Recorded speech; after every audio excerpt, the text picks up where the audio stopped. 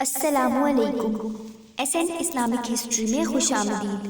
بسم اللہ الرحمن الرحیم۔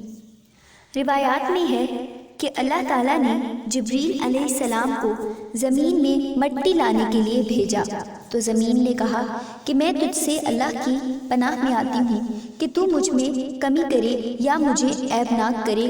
تو وہ مٹی لیے بغیر واپس چلے گئے اور کہا کہ اے اللہ، اس نے تیرے ساتھ پناہ پکڑی تو میں نے اس کو پناہ دے دی۔ پھر میکائیل علیہ السلام کو بھیجا تو زمین نے اس سے بھی پناہ پکڑی تو اس نے پناہ دے دی اور جبریل علیہ السلام کی طرح واقعہ بتا دیا۔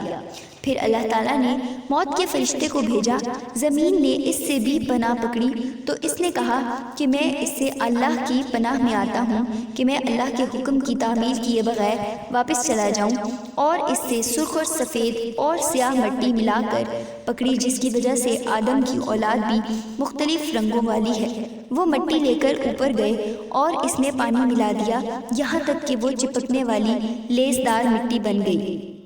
اللہ عز و جل نے فرشتوں سے فرمایا، میں مٹی سے ایک انسان بنانے والا ہوں، جب میں اس کو اچھی طرح بنا لوں اور اس میں اپنی پیدا کردہ روح پھونک دوں تو تم اس کے لیے سجدہ کرتے ہوئے گر جانا۔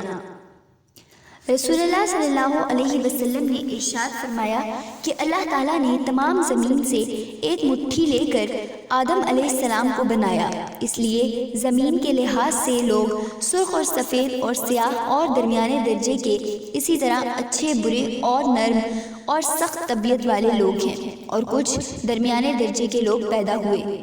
اور یہی روایت دوسرے طریقے سے بھی حضرت ابو موسیٰ اشعری رضی اللہ تعالی عنہ سے مروی ہے، اور اس روایت کو ابو داؤد، ترمذی اور ابن حبان نے اپنی صحیح میں نقل کیا ہے۔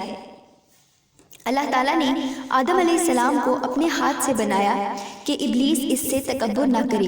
اللہ تعالیٰ نے ایک انسان بنایا اور وہ 40 سال تک مٹی کے ڈھانچے کی شکل میں پڑا رہا، اور وہ وقت حقیقت میں جمعے کے دن کے برابر تھا۔